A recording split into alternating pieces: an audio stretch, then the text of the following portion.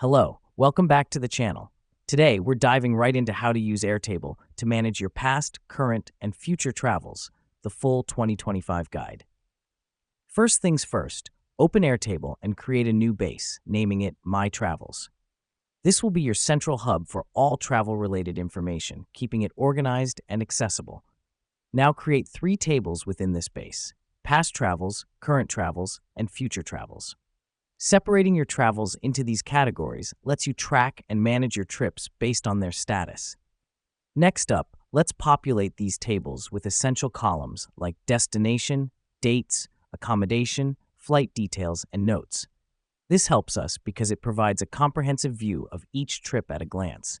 Feel free to add more columns tailored to your needs, such as budget or places to visit. Customizing your tables ensures they serve your specific travel management needs. Now that we've done that, it's time to fill in your tables. For past travels, add as much detail as you can remember. For current travels, update details in real time. And for future travels, jot down your plans. The reason we do this is to keep a real-time record of all our trips, making it easier to reminisce or prepare for upcoming trips. A cool feature of Airtable is linking records between tables. So, if you have a future trip that is now happening, you can easily move it to the current travels table. This helps us because it keeps our travel records up to date without the hassle of manual transfer. Last but not least, let's talk about sharing and collaboration.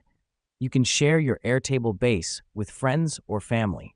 This is especially for group travels where everyone needs to stay updated.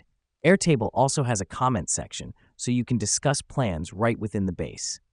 That's it. You've now transformed Airtable into your own personal travel manager.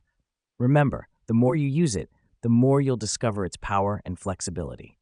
Thanks for tuning in, and happy traveling.